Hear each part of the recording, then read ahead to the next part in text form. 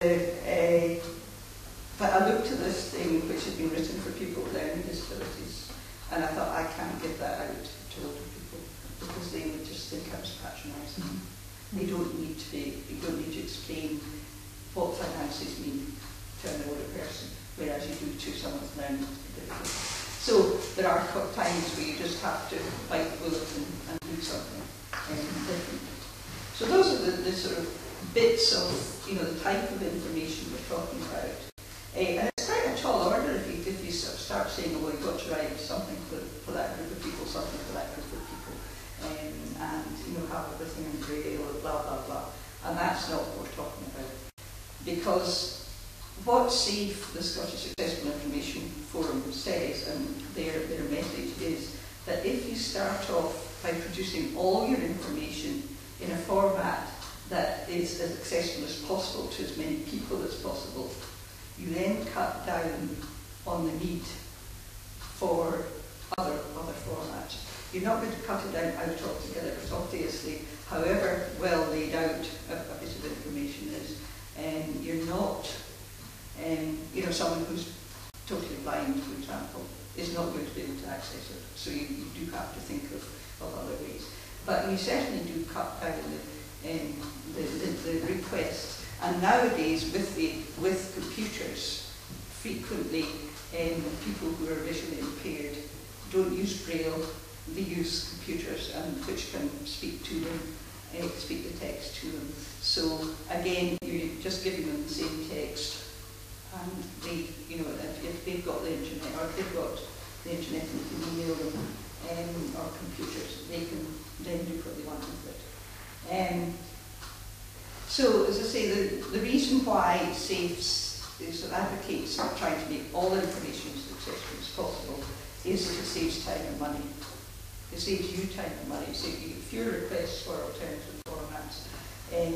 You don't need to think about having a stash of everything in Braille or everything in large print, because nowadays with the computers you can do that on request.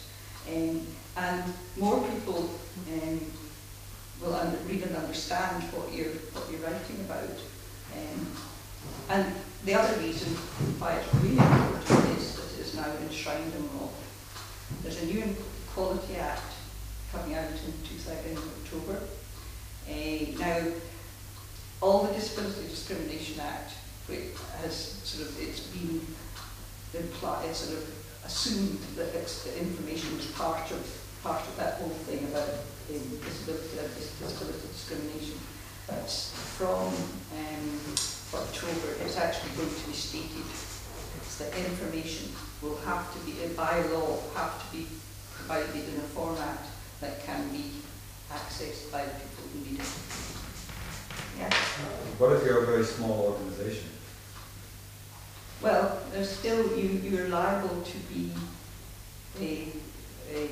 found guilty of, But how would I go about getting something sorted out in the provider? Well, no, I'll go on to that. You don't. It's not nowadays. It's not really a big issue. It's just knowing how to produce your information in the first place so that it can be done. In all of these beneficiaries, there's only one family that asks us to know about information in here across the whole of these beneficiaries. So it's not a common request. It's just someone requested you're supposed to be able to provide it. And if you do need to, you can get it out and you might be able to point me somewhere. No, it's not. As I say, there are ways and means now. It's not nearly such a big issue as it was in terms of doing that. But we'll be looking into that in a minute. So, and just to say, if anyone's got any questions, just ask. Could you just say that last bit again? What about the change from disability discrimination to the Communities Act to make it explicit for the sake of the new arrival? Okay. Okay. So I'll retrace that. From October 2010, when the new Equality Act comes in, and the new Equality Act is an amalgamation of all the different equality strands, everyone, just about everyone is going to be able to claim discrimination against something, you know, whether you're a woman or a man or a, yeah. But we won't go into that political thing.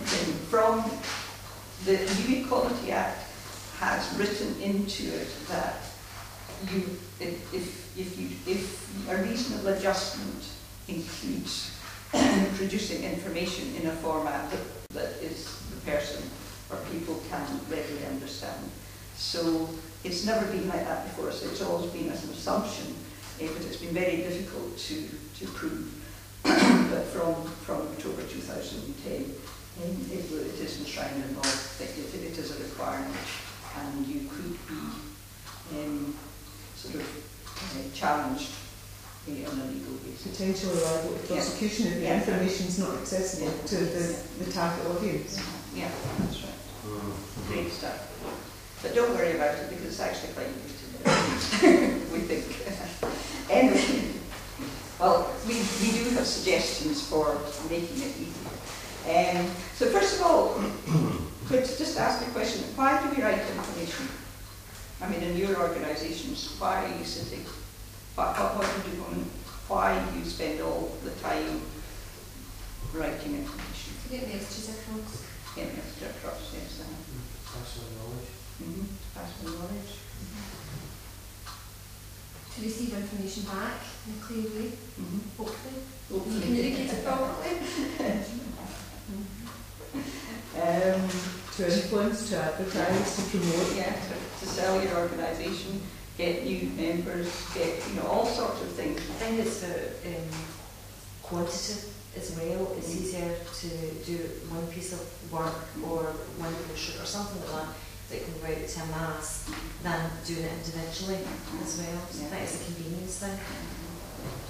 But it's about it's about promotion. If you're a small organisation, you want to promote yourself, so you put out a bit of information about your organisation.